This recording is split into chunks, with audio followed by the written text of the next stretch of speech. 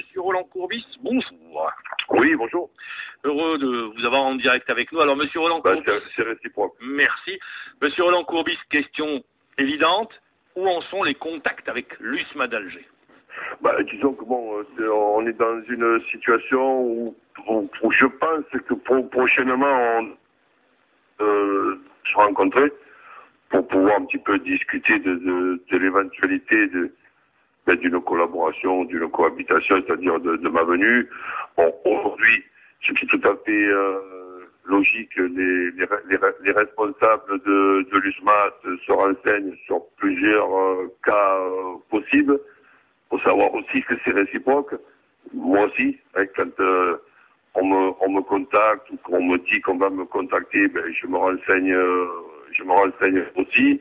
Donc, je suis au courant que ce club-là est un club ambitieux avec des gens très sérieux à leur tête et que je vais avoir Pour vous donner une idée, c'est 3 millions d'euros investis à l'intersaison, 14 joueurs recrutés, ce qui se fait de mieux au niveau national, avec l'ambition de se qualifier à la Champions League et d'aller chercher le titre. Voilà. Écoutez, ça je suis au courant, et donc comme je ne suis pas dans une situation où je suis en train de chercher un salaire pour pouvoir travailler, donc j'ai la possibilité et la chance et le plaisir de pouvoir réfléchir aux possibilités qui me sont données. Par contre, je suis très heureux quand on pense à moi.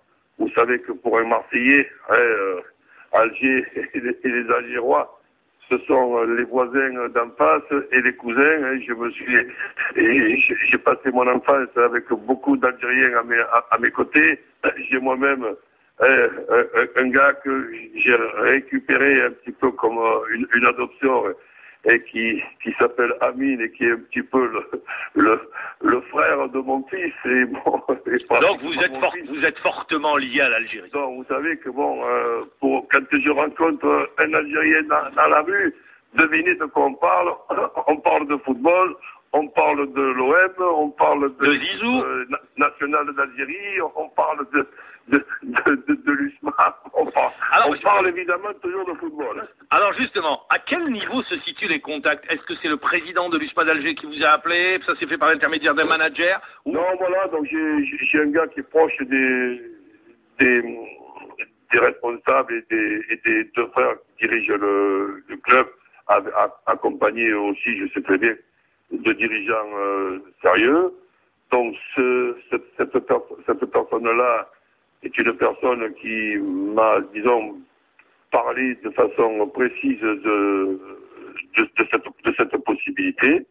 J'ai répondu avec, je pense, une courtoisie obligatoire et professionnelle. C'est très sympa de penser à moi, et évidemment que je suis d'accord pour rencontrer ces gens, et je dis pourquoi pas d'accepter le challenge.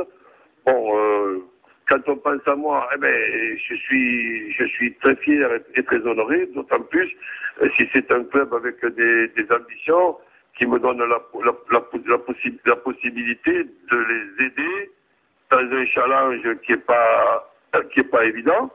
Parce que déjà, champion d'Algérie, c'est pas évident, et ça serait pour moi un plaisir et un honneur.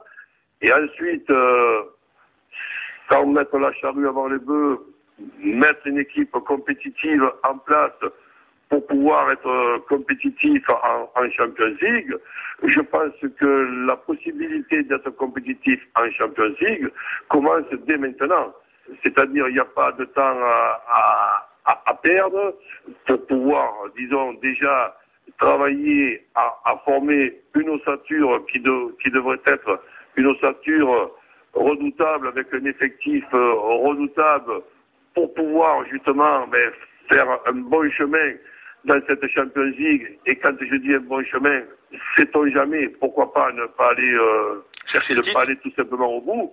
Donc voilà dans quelle situation je suis. Après, vous en avez parlé avec ceux qui servent de relais entre vous et les dirigeants du projet sportif. Voilà.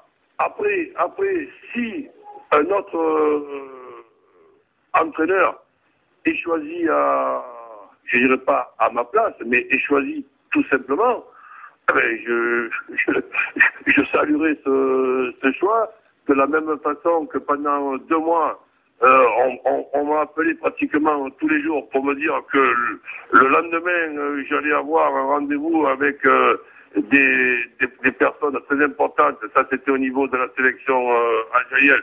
Et je répondais toujours, oui, ok, pourquoi pas, d'accord, ok. Ça a duré 2 mois et Walid Alilozic a été choisi. Le choix de Walid Alilozic me paraît être un choix judicieux et un très bon choix. Et maintenant, je continue à regarder les résultats de l'équipe d'Algérie avec beaucoup de sympathie et beaucoup d'affection. Donc c'est pour ça que je suis pas dans une situation de m'inquiéter de quoi que ce soit. Si on doit ça doit être concrétisé, ça se fera, vous le dites.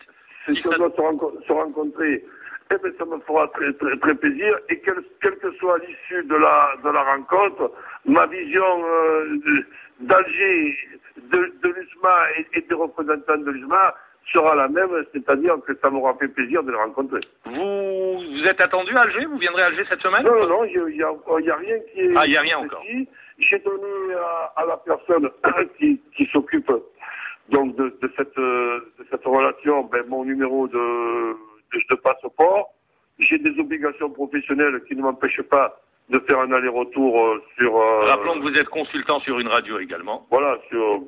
RMC pour ne pas la citer. RMC, BFM TV aussi. Donc j'ai quelques obligations, mais j'ai un directeur qui sait qu'à tout moment, je peux accompagner une sélection, comme ça peut être le cas avec le Niger pour la CAN, ou que je peux reprendre un club quel qu'il soit. Une petite précision, je trouve que il est totalement différent d'entraîner un club et une sélection aussi bien et une sélection. Souvent, on pense que c'est la même chose. Non. C'est pas du tout la même chose. C'est sûr qu'on est toujours dans le football, mais pour moi, ce sont 2 métiers totalement différents. Et je trouve le métier de sélectionneur, je dirais pas plus facile, mais beaucoup moins difficile que le métier d'entraîneur de club. Qui plus est, quand c'est un club avec des supporters, des gens qui ont envie de réussir, des gens passionnés. Mais bon, ça, c'est peut-être aussi pour ça que on pense à moi, parce que je préférerais avoir 20 ans de moins, mais je pense encore avoir suffisamment de force pour pouvoir encore entraîner une dizaine d'années. Et si un club veut profiter de mon expérience et des connaissances que je peux avoir, sincèrement, c'est difficile de parler de soi-même, mais je pense pas que les clubs qui m'ont employé étaient mécontents. Et en plus de ça, j'ai toujours su arriver dans un club, j'ai toujours su partir d'un club en très bon terme, parce que le football, vous savez, c'est quelque chose de simple et de compliqué, c'est quelque chose de très fragile. Ça peut marcher 6 mois, ça peut marcher 1 an, ça peut marcher 2 ans. Et comme ça peut également ne pas marcher du tout. Et après, malheureusement, ça peut aussi ne plus marcher. Et là, il faut automatiquement et obligatoirement se séparer. Mais il y a des séparations qui se passent de façon plus sympa. Et moi, ça a toujours été le cas. Merci Roland Courbis d'avoir été avec nous en direct et toujours cette passion du football qui vous anime, qui nous anime. Merci. Eh bien voilà, donc Je salue tous les passionnés de football. Merci une nouvelle fois. Je le rappelle, vous étiez avec nous en direct pour justement parler de cette éventualité de vous voir à la tête de l'USMA d'Alger.